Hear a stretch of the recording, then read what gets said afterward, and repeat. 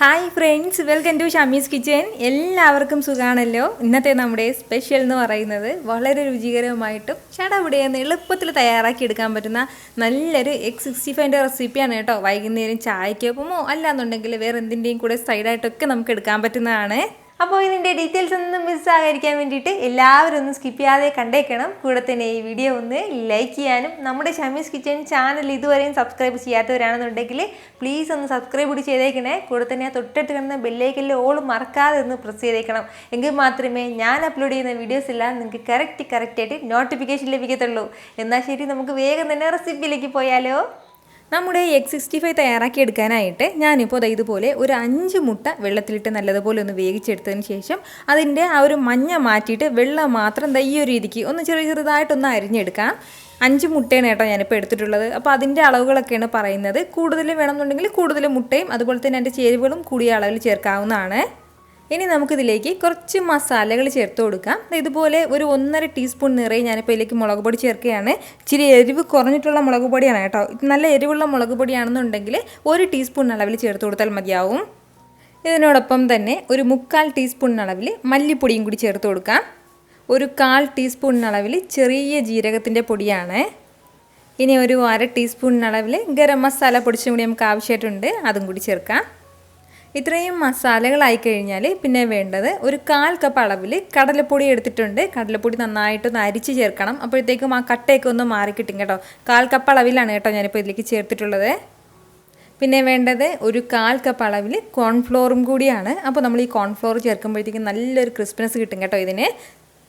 ഇനി നമുക്കിതിലേക്ക് വേണ്ടത് 1 ടീസ്പൂൺ നിറയെ ഇഞ്ചി വെളുത്തുള്ളി പേസ്റ്റും കൂടിയാണ്. കൂടെ തന്നെ ഇതിലേക്കും ആവശ്യമായിട്ടുള്ള ഉപ്പും കൂടി ചേർക്കാവുന്നതാണ്. ഇത് ഇത്രയും ചേർത്ത് കൊടുത്തിട്ട് നല്ല രീതിക്ക് തന്നെ നമുക്കൊന്ന് മിക്സ് ചെയ്തെടുക്കാം. അതായത് നമ്മുടെ ഈ മുട്ടയിലേക്ക് മാവും മസാലകളൊക്കെ നന്നായിട്ടൊന്ന് പിടിച്ച് കിട്ടണം. ആ ഒരു രീതിക്ക് ഒന്ന് യോജിപ്പിച്ചെടുക്കാവുന്നതാണ്. ഇതുപോലെ നല്ല രീതിക്ക് എന്നെ എല്ലാം കൂടി ഒന്ന് യോജിപ്പിച്ചെടുത്തിട്ടുണ്ട്. ഇത്രയും ആയിക്കഴിഞ്ഞാൽ പിന്നെ വേണ്ടത് ഇതിലേക്ക് ഒരു മുട്ടയും കൂടിയാണ്. അപ്പോൾ ഈ ഒരു മുട്ടയും ചേർത്ത് കൊടുത്തിട്ട് നന്നായിട്ട് തന്നെ കൈവച്ചിട്ടൊന്ന് യോജിപ്പിച്ചെടുക്കാം നമുക്ക്. ഈ ഒരു രീതിക്ക് നന്നായിട്ട് തന്നെ ഞാനിതൊന്ന് യോജിപ്പിച്ചെടുത്തിട്ടുണ്ട്. ഇതുപോലെ ഈ ഒരു അളവിൽ വേണം കേട്ടോ. അതായത് ഇതിൻ്റെ ആ ഒരു കൺസിസ്റ്റൻസി എന്ന് പറയുന്നത് ഇങ്ങനെ വേണം ഉണ്ടാകേണ്ടത്. ഒരുപാട് കട്ടിയാകണ്ട, അതുപോലെ തന്നെ തീരെ ലൂസായിട്ടിരിക്കാനും പാടില്ല. ഇത്രയും ആയിക്കഴിഞ്ഞാൽ പിന്നെ ഇനി നമുക്ക് നേരെ തന്നെ ഇതൊന്ന് ഫ്രൈ ചെയ്ത് തുടങ്ങാം. എണ്ണ നല്ലതുപോലെ ഒന്ന് ചൂടായി കഴിഞ്ഞാൽ ഇനി നമുക്ക് ഇതിലേക്ക് ഓരോന്നോരോന്നായിട്ട് ഇട്ട് കൊടുക്കാവുന്നതാണ്. കയ്യിലേക്ക് ഒരു അല്പം വെള്ളം നനച്ചിട്ട് ചെറിയ കുട്ടി ബോൾസ് ആക്കിയിട്ട് ഒന്ന് ഇട്ട് കൊടുത്താൽ മതിയാവും കേട്ടോ. ഒരുപാട് തീരെ വലിയ പീസാക്കിയിട്ട് ഇടരുത്, എങ്കിൽ പിന്നെ അതിൻ്റെ ഉൾഭാഗം നന്നായിട്ട് വെന്ത് കിട്ടില്ല. അപ്പോൾ കയ്യിലേക്ക് ഒരു അല്പം വെള്ളം നനയ്ക്കുന്ന സമയത്ത് ആ കയ്യിൽ ഒട്ടി പിടിക്കില്ല, അതിൻ്റെ പേരിലാണ്. അല്ലാന്നുണ്ടെങ്കിൽ ഒരു സ്പൂൺ വെച്ചിട്ട് ഇങ്ങനെ എടുത്തിട്ട് നമുക്ക് അതിൽ എണ്ണയിലേക്ക് ഇട്ട് കൊടുക്കാവുന്നതാണ്. ഫ്ലെയിം എല്ലാ സമയത്തും ഒന്ന് മീഡിയത്തിൽ വെച്ചിരുന്നാൽ മതിയാവും. മീഡിയത്തിൽ നല്ല ഫ്ലെയിം വരികയാണെന്നുണ്ടെങ്കിൽ ഒരു അല്പം കൂടി കുറച്ച് വയ്ക്കാം കേട്ടോ. കാരണം ഇത് എണ്ണയിലേക്ക് ഇട്ടിട്ട് പെട്ടെന്ന് നമുക്കിത് ഫ്രൈ ചെയ്ത് എടുക്കേണ്ടതല്ല. കുറച്ച് സമയം എണ്ണയിൽ കിടന്ന് നന്നായിട്ടൊന്ന് മൊരിഞ്ഞ് കിട്ടേണ്ടതായിട്ടുണ്ട്. അതിൻ്റെ ഉൾഭാഗമൊക്കെ നന്നായിട്ടൊന്ന് വെന്ത് കിട്ടേണ്ടതായിട്ടുണ്ട്. ഫ്ലെയിം നമ്മളിപ്പോൾ കൂട്ടി വെക്കുകയാണെന്നുണ്ടെങ്കിൽ പുറം ഭാഗം പെട്ടെന്ന് കളറ് മാറിപ്പോകും, പക്ഷേ അകം വേഗാതെ കിട്ടും. പക്ഷേ നമുക്കിത് നല്ല പുറം ഭാഗം നല്ലതുപോലെ ക്രിസ്പി ആയിട്ടും അകം കുറച്ച് സോഫ്റ്റ് ആയിട്ടാണ് കേട്ടോ നമുക്കിത് വേണ്ടത്. ഇതുപോലെ നന്നായിട്ടൊന്ന് ഇളക്കി കൊടുത്ത് തന്നെ നമുക്കൊന്ന് ഫ്രൈ ചെയ്തെടുക്കാം.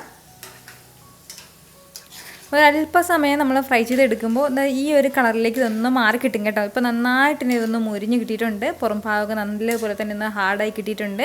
അപ്പോൾ ഇത്രയും തന്നെ മതിയാവും. ലാസ്റ്റ് നമുക്കിത് എടുക്കാൻ സമയത്ത് ഒരു 2-3 കറിവേപ്പില തണ്ട് ചേർക്കുകയാണ്. കൂടെ തന്നെ ഒരു 2 പച്ചമുളക് ചെറുതായിട്ടൊന്ന് വരഞ്ഞിട്ട് ചേർത്തേക്കണം കേട്ടോ. അല്ലാന്നുണ്ടെങ്കിൽ അതങ്ങനെ പൊട്ടിത്തെറിക്കും. അപ്പോൾ ഇതുപോലെ ഒന്ന് മിക്സ് ചെയ്ത് കൊടുത്തിട്ട് ഇനി നമുക്കിത് എടുക്കാവുന്നതാണ്. നമുക്കിത് സെർവ് ചെയ്യാൻ സമയത്ത് ഓരോന്നും 2 പീസാക്കിയിട്ട് മാറ്റിയിട്ടൊരു പ്ലേറ്റിലേക്ക് സെർവ് ചെയ്യാവുന്നതാണ്. അപ്പോഴത്തേക്കും കുറച്ച് കാണാനായിട്ട് ആ മുട്ട ഇങ്ങനെ പുറത്ത് കാണുമ്പോൾ ഒരു ഭംഗിയുണ്ടാവും. ട്രൈ ചെയ്ത് നോക്കുന്നവരൊക്കെ മറക്കാതെ നിങ്ങളുടെ ഫീഡ്ബാക്ക് കൂടി എനിക്കൊന്ന് അറിയിച്ചേക്കണം കേട്ടോ. കാരണം നിങ്ങളുടെ ഫീഡ്ബാക്ക് കാണുമ്പോഴായിരിക്കും അത് മറ്റുള്ളവർക്കും തയ്യാറാക്കി നോക്കണം എന്നുള്ളൊരു പ്രചോദനം ഉണ്ടാവുന്നത്. അപ്പോൾ ഈ വീഡിയോ ഇഷ്ടമായാൽ എല്ലാവരും ഒന്ന് ലൈക്ക് ചെയ്യാനും കൂടെ തന്നെ നിങ്ങളുടെ ഫ്രണ്ട്സിനും ഫാമിലിക്കും എല്ലാവർക്കും ഇതൊന്ന് ഷെയർ കൂടി ചെയ്ത് കൊടുത്തേക്കണം. ഇതുപോലുള്ള റെസിപ്പിക്ക് വേണ്ടിയിട്ട് ഷമീസ് കിച്ചൻ ചാനൽ ഫോളോ ചെയ്യാനും സബ്സ്ക്രൈബ് ചെയ്യാനും ആരും മറക്കരുത്. വീണ്ടും നല്ലൊരു ഉഷാറ് വീഡിയോ ആയിട്ട് നാളെ 2 മണിക്ക് കാണാം കേട്ടോ. അപ്പോൾ അതുവരെയ്ക്കും എല്ലാവരും ഹാപ്പി ആയിട്ടിരിക്കുക, സന്തോഷമായിട്ടിരിക്കുക, എല്ലാവരും സേഫ് ആയിട്ടിരിക്കണം. Take care friends. ടാറ്റാ.